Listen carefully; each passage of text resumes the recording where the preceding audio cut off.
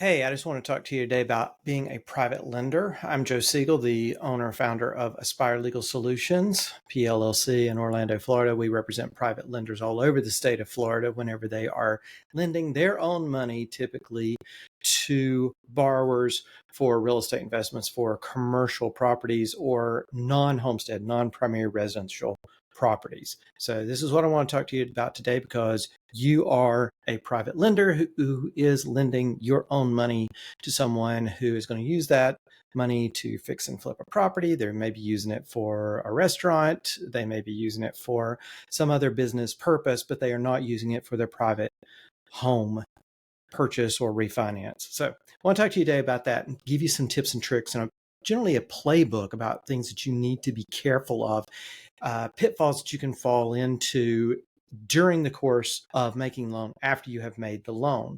So making loan, of course, you probably used our law firm to prepare the documents for the loan, so you're okay there. However, a lot of folks, especially if they're new to private lending, they don't know all the nuances and details and things that by law that they need to be doing to ensure that they don't screw things up or get themselves in trouble by lending their own money.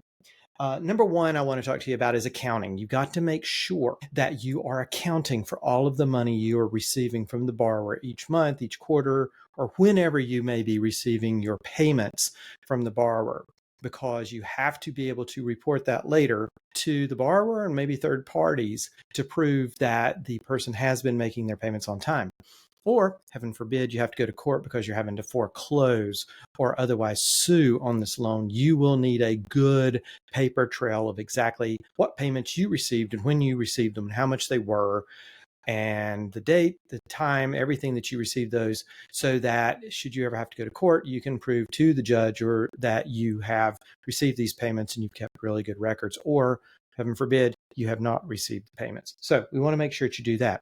Another thing that goes along with accounting is if each tax year, so if you made a loan in 2020, for instance, and in December 2020, and they made a payment in December 2020, or some interest was paid to you on the closing statement, some fees were paid to you on the closing statement, plus other things, money may have come to you on the closing statement for that little bit of 2020. In early 2021, you must give what's called a Form 1098 to the borrower. And I believe that's usually by the end of February or April 15th at the latest, but usually you're going to want to send those out before the end of February at the latest. So you would have to issue a Form 1098, which shows the amount of interest that you have received as a lender from this borrower to that borrower. You must provide that 1098 statement to them. If you don't have a good CPA, give us a call. We can recommend one for you because you may need your CPA to take care of doing this for you. But again, this goes back to accounting. Keep good records of how much interest you've received. If you have an amortization table, definitely follow along on that. And that should show you right there how much interest you received in that year, assuming that the borrower made all of their payments on time each month or each quarter or whenever it was due during the preceding tax year. So don't forget, you got to issue that Form 1098 to the borrower in each tax year that loan is active. Also, you want to hang on to originals. We get this question a lot of times. It's like, well, do I have to hang on to the original promissory note and the mortgage? Absolutely. You should keep your entire mortgage file. Keep the title policy that you receive from the title company. Hang on to that as long as the loan is active. You need that title policy because if you have to go and foreclose, that title policy is going to come in very, very handy. You're going to have to hang on to the promissory note. The promissory note is like cash.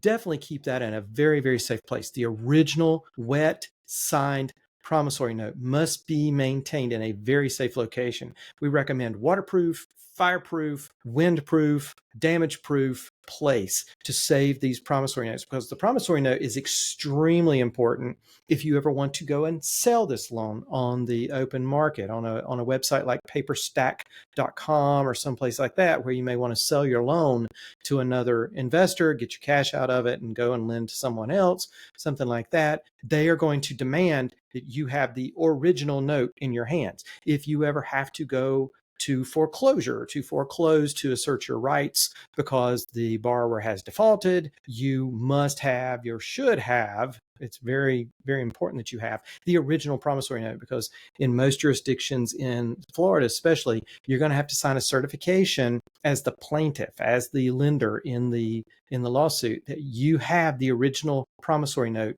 and you give that to the court at some point during that litigation, along with the original mortgage if you have it. Now, having the original mortgage, while important, you should have it, is not as important as having the note.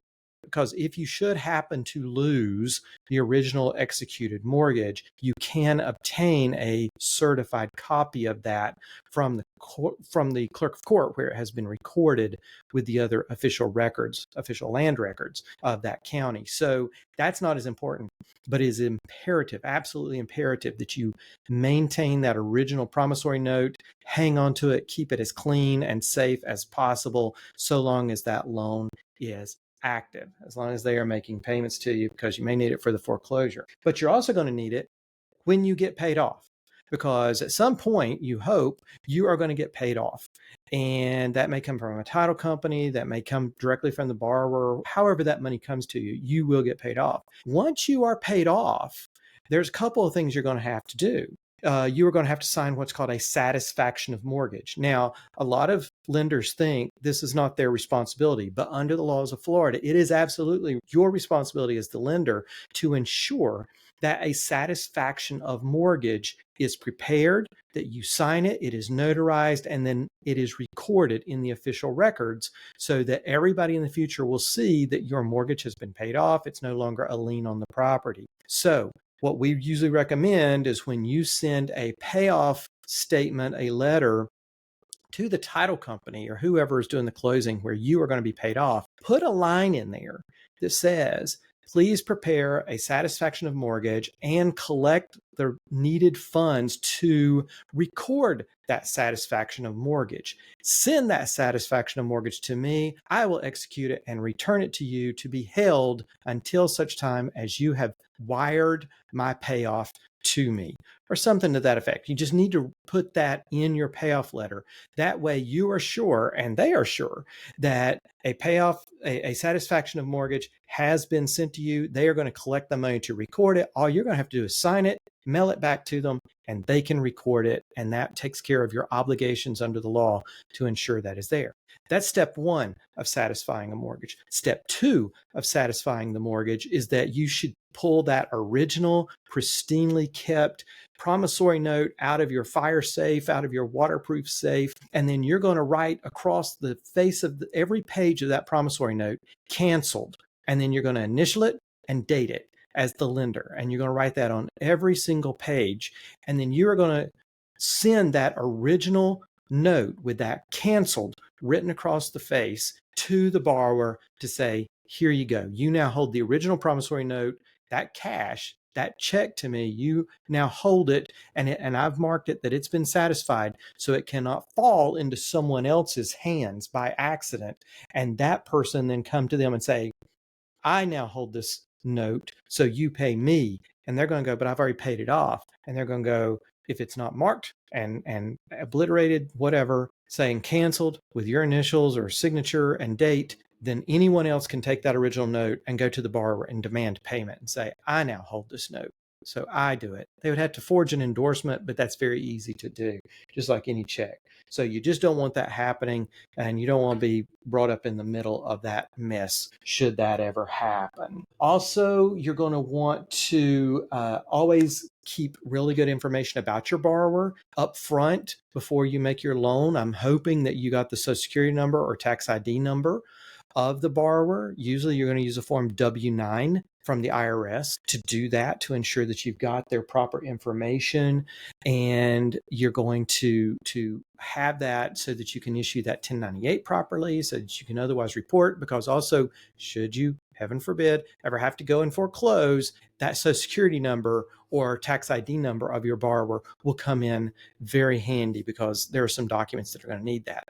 So then the last question becomes, okay, so I've done all this, the loan's been paid off, I've kept a copy of the marked canceled note, I'm already done, I've got my title policy as the lender, I've got the original mortgage still in my file.